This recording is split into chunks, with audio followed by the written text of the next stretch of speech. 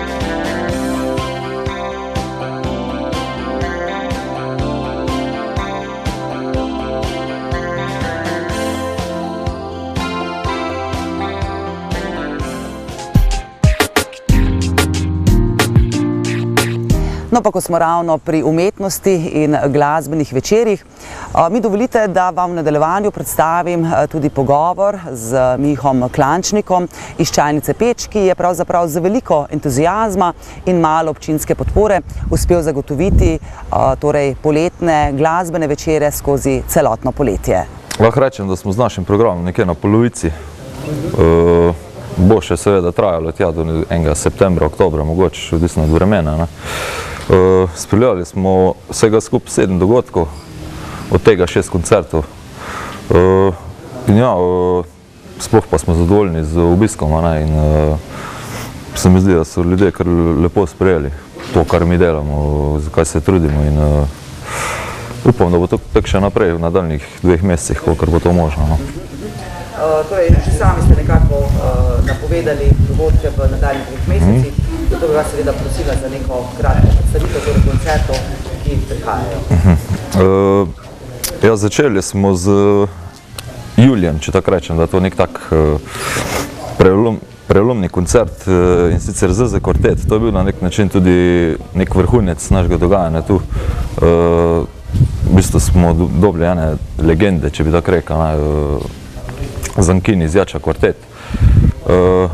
Zelo smo bili zadovoljni z obiskom, sploh zato, ker je bilo to v nedeljo, kar ni tako obično. To se dogaja, oziroma koncerte imamo ponavadi samo čez vikend, petek, sobota in je bilo res super, kar se obiska tiče. Speljali smo tudi United Grooves, to je, če tako rečem, bolj lokalnega smisla vse skupaj. Tudi odličen koncert, navdušena publika, spet smo zadovoljni, bili. Naslednjo, kar pa se bo tu dogajalo, je pa Vit Jamnik s svojim kvartetom, tokrat slovenskim. To pa bo v torek 22.7., v bistvu naslednji teden. Kar še pa imamo, recimo junij oziroma julij, august, se pravi Vit Jamnik naslednji teden, Kontraband, mislim, da ne rabim neki poudarjati, kar poznana zadeva v Sloveniji. Mihael Horstel solo, gostili smo ga že enkrat, ampak vreme ni glih dopuščalo, da bi delali to tukaj, zato smo ga preselili not in smo se odločili, da ga še enkrat naredimo. Tokrat v Atriju. Tone Partlič, tudi se mi zdi, da ne rabim besed zgubljati, kdo je to. In tako naprej bo priredil neko monodramo, nekaj bo povedal, krajši nastop. Ajkula in Zelene Espedrilje, to je, lahko rečem, nekaj bolj novega na slovenski sceni, bolj alter zadeva, rock, da se mogoče stopimo iz teh okvirjev tega džaza in mogoče nežne glasbe. Dnevi poezije in vina, tudi tu smo se nekako povezali s temi ljudmi, ki to delajo in mislim, da bo prav fajn za nek tak intermezzo med vsem tem dogajanjem in znaj spas kar v redu. Stopnine so posod, torej stopnin ni? Stopnin ni bilo nikoli, oziroma... Na kak način torej, glede na to, da vi organizirate vse te koncerte, torej kot nek programski vodja, na kak način torej se torej dogovarjate z vsemi temi, ki nastopajo, je njihov nastop torej brezplačen? Želimo bolj kot naj vsem, ki tukaj nastopajo, nekako pošteno tudi plačati, dati honorarje in tako naprej. Seveda je pa kar problem, ker financirani smo bili samo od občine, recimo, in se zelo trudimo, tudi moramo sklepati kompromise z nastopajočimi, da pridemo do neke skupne cene, če tako rečem. Ampak zaenkrat se je še kar nekaj išlo. Upam, da v prihodnosti mogoče malo lažje te stvari tudi prirejati. Ja, sicer Koroško kulturno poletje je trajalo vsega skupaj, če se ne motim, 14 dni, nekaj takega. To dogajanje je na glavnem trgu in bi rekel neko splošne prireditve oziroma za večje kroge ljudi. Tudi tukaj seveda vsi vabljeni, ampak delamo mogoče malo bolj alternativno sceno. Ljudje mogoče ne poznajo toliko teh izvajalcev in tega in ravno to hočemo pač in ponuditi, da tudi spoznajo druge plati te glasbe, ne samo tiste komercialne, ki jih pač bolj kot ne vsi poznamo. Ja, dopolnjevali smo se pa tako, mi smo recimo koncert 2, ki je bil tudi v časovnem okviru tega poletja, smo ga predstavili po programu in na nek način potegnili folk tudi sem. Ja, seveda imamo vse te informacije tudi na naši spletni strani www.pomišljajpec.si. Tam si tudi lahko preberete več v skupinah, pogledate kak video, mogoče vas kaj pritegne, da prijete še pogledati na koncert. Pa tudi galerije preteklih dogodkov lahko najdete na spletni strani. Ja, upam, da se bo naslednji dogodki tudi bojo tako številčni, kot pa do zdaj, da bo ljudje lepo sprejeli, tudi nudili neko podporo pri vsem tem in tudi videli, da pač se tudi mi trudimo za neko kulturno sceno v Slovenj Gradcu in upam na čim večji obisk. No, ob koncu tokratnega povzetka pa še k temi vodnjak v skateparku. No, preden vam predvajam pogovor z županom, vam pravzaprav želim zaupati, da me je v teh poletnih dneh poklicalo kar nekaj staršev, katerih otroci so dneve preživljali v skateparku v Slovenj Gradcu. No in kaj je bil pravzaprav razlog njihovega klica oziroma ogorčenosti? Torej v bližnjem lokalu so žejnim otrokom zaračunavali za vodo iz pipe oziroma so žejnim otrokom vodo odrekli. No, od zaposlenih v lokalu Kava Rent sem torej izvedela, direktor, lahko povem, je v tem trenutku torej na počitnicah, da imajo na ceniku postrežnino vode, ki znaša 50 centov in da drži, da so nekaterim otrokom torej vodo odrekli, navajam dobesedno, ker so nekateri otroci naredili nered, jemali sladkorčke, piškote in cedevito. No, zato sem pravzaprav že skoraj pred mesecem dni tudi opozorila župana na vse te klice, na ves ta izraz skrbi, ki so mi jo pravzaprav posredovali slovenjgraški starši. No in epilog celotnega dogodka, vseh teh klicev v skateparku se že postavlja vodnjak. Zdaj pa k pogovoru z županom. Ja, meni je žal, da te pobude nisem prej dobil, ker zdaj, ko sem izvedel, da so bile s tem težave, da so otrokom zaračunavali vodo v lokalu, smo seveda tako reagirali, lahko bi že prej, ampak dobro, tudi zdaj je boljše, da smo, kot pa da nismo in mislim, da bo zdaj v redu, da bo torej ta skatepark imel tudi vodnjak in morda tudi v nadaljevanju še kako pridobitev, kajti skejtanje pač je eden izmed teh urbanih športov, prostočasnih aktivnosti mladih, vedno bolj popularen in če primerjam to, kar imajo v drugih mestih po Evropi, je v Slovenj Gradcu treba tudi skejterjem dati morda večji poudarek. In ko bomo načrtovali v naslednji finančnem programu evropskem pri tem, katere razpise naj pač lovimo tudi na področju športa, mislim, da moramo vključiti tudi neko večjo skate poligon, takšni kot pač se delajo v evropskih mestih. Torej tudi urbano?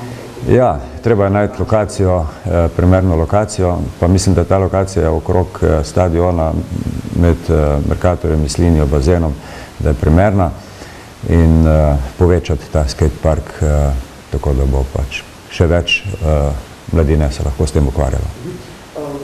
Glede na to, da ste mi sami dali to izhodišče, v katero smer pa bi se potem širil tako zvani? Ja, mi načrtujemo, neke idejne zasnove se že delajo glede širitve tega športnega parka, ki bi vključeval morda, mislim, da se bo to dalo izvesti tudi zajezitev Mislinje, kjer bi se ustvarila vodna površina, primerna za športe na vodi, pa predvsem kopanje. In pa seveda na drugi strani pokritje obvoznice v kakem 50-metrskem pasu, ki bi povezalo naš športni park z zaledjem Legenske planote, torej Tičnice. Morda, če se vrnemo nazaj k vodnjaku, kakšen je bil približno finančni zalogaj? Ti vodnjaki so ni posebno velik vložek, okrog 1500 evrov stane eden in mislim, da tam, kjer bo to še potrebno, jih bomo še namestili. V tem trenutku je vodnjak, torej v Spet parku, danes jutri oziroma v teh dneh, na otroškem igrišču, morda razmišljate še na kakšno lokacijo? Glede, to se mora pač problem najprej pojaviti, kje so potrebe, tam ga bomo pač postavili. Menim, da jih je lahko čim več po mestu. No, s tem zaključujem tokratni povzetek dogodkov, torej z oddajo Aktualno. Ostanite nekje v senci in seveda srečno!